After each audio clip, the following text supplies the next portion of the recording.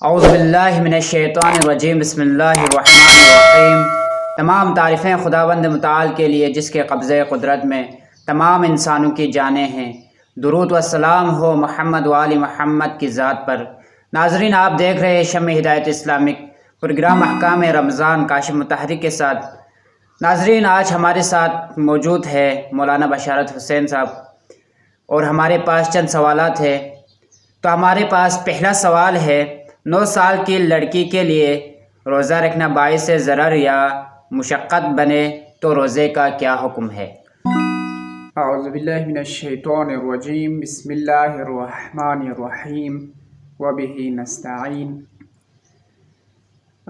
اسلام نے جو ہے لڑکی کے لیے یہ شرط قرار دی کہ وہ 9 سال میں روزہ رکھے۔ اب اسلام کا یہ قاعدہ ہے، اگر کسی کو ضرر اور مشقت کا باعث ہوتا ہے تو اس کا احکام اور حکم بدل جاتا ہے۔ تو یہاں پر بھی ایسا ہے کہ اسلام کسی پر جو ہے اگر اس کے لیے مشقت ہو اور اس کو وہ برداشت نہیں کر سکتا ہو تو اسلام اس کے اوپر فورس نہیں کرتا، اسلام کا دوسرا حکم آ جاتا ہے۔ تو لہٰذا یہاں پر بھی ایسا ہے کہ سب سے پہلے یہ جو 9 سال کی لڑکی ہے اس کو روزہ رکھنا چاہیے، اگر اس کے لیے باعث ضرر اور نقصان اور خوف، کوئی کسی نقصان پہنچنے کا خوف نہیں ہے تو ان کو روزہ رکھنا چاہیے۔ اگر یہ سمجھتی ہے کہ روزہ رکھنے سے جو ہے ان کو کوئی ضرر یا نقصان پہنچنے کا جو کہ ناقابل تلافی ہو یا کسی عضو کا جو ہے ناقص ہونے کا خدشہ ہو، اس طرح سے کوئی نقصان پہنچنے کا اگر اس کو خوف ہو تو یہ روزہ رکھیں۔ رکھنے کے بعد جہاں سے یہ مشقت ان کو شروع ہو جاتی ہے تو وہاں سے اتنا کھانا اور پانی پیے جس سے اس کا یہ ضرر اور خوف دور ہو جائے، اور باقی چیزوں سے یہ اپنا آپ کو جو مبتلاۃ روزہ ہے روک کے رکھیے، اور بعد میں اس پر قضا لازم ہے۔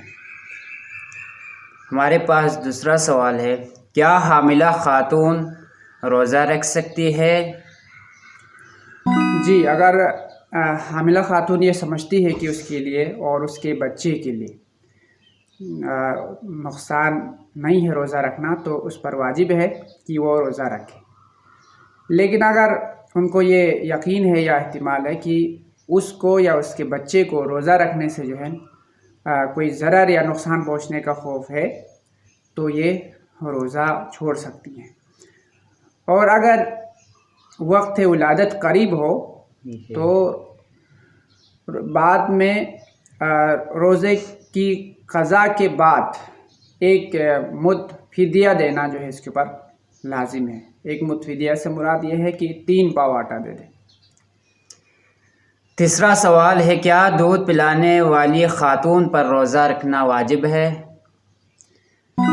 جی، یہاں پر وہ اسی طرح کا ہے سوال جو پہلے جواب میں آیا ہے، اس خاتون کی طرح یہاں پر بھی یہ خاتون اگر سمجھتی ہے کہ یعنی اس کو یقین ہے کہ دودھ پلانے سے خود کو یا اس کے بچے کو نقصان یا کوئی ضرر پہنچنے کا خدشہ ہے تو یہ روزہ ترک کرے، اور اگر نہیں سمجھتی تو پھر یہ ان پر واجب ہے کہ روزہ رکھے۔ ہاں، کوئی دوسرا راہ حل ہو، مثلا کوئی بازار کا جو دودھ ملتا ہے وہ پلانے سے اگر یہ مسئلہ حل ہو جاتا ہے تو ان کے لیے ضروری ہے کہ وہ خود روزہ رکھیں اور بازار سے دودھ وغیرہ استعمال کریں۔ اگر ایسا کوئی اس کے لیے سلسلہ نہیں ہے جس میں وہ اپنے ضرر کو دور کر سکتا ہو تو پھر یہ روزہ چھوڑ دے، اور بعد میں اس روزے کی قضا اور جس طرح ایک فدیہ جسے کہا جاتا ہے ان کے لیے بھی دینا جو ہے، فدیہ دینا ان کے لیے قضا کے ساتھ ضروری ہے۔ اچھا، ہمارے پاس چوتھا سوال ہے، ان دہاڑی دار لوگوں کا کیا حکم ہے کہ ان کے لیے روزہ رکھ کر کام کرنا انتہائی مشقت ہوتا ہے؟ اس میں یہ دیکھا جائے گا کہ صرف مشقت اور تکلیف سے جو ہے روزہ معاف نہیں ہو جاتا اس کے لیے کہ وہ روزہ چھوڑ دے۔ اس میں اس کے لیے کئی آپشن یہ ہے کہ وہ یا تو اس کام کو چھوڑ کر दूसरा कोई काम ढूंढ सकता है जिसमें कम मुशक्क़त हो, जिसमें कम ज़रर हो, यानी जिसमें ज़रर ना हो, तो ये इस काम को छोड़कर कोई दूसरा काम ढूंढ ले। ये नहीं कर सकता तो अगर इसके पास इतना माल है कि वो आराम से उस माल को इस्तेमाल कर सकते तो रमज़ान में वो काम ना करे। ये भी नहीं कर सकता तो वो किसी से अगर कर्ज़ा ले सकता है तो वो कर्ज़ा लेकर जो है ना अपना महीना गुजारे और काम ना करे। अगर बंदा ये भी नहीं कर सकता, कर्ज़ा चूँकि अगर ले तो फिर बाद में जो है उसको अदा नहीं कर सकेगा, कर्ज़ा भी नहीं ले सकता, तो इस शख्स के लिए है पहले वो काम पे जाएं, जाने के बाद रोज़ा रखे काम पे जाएं।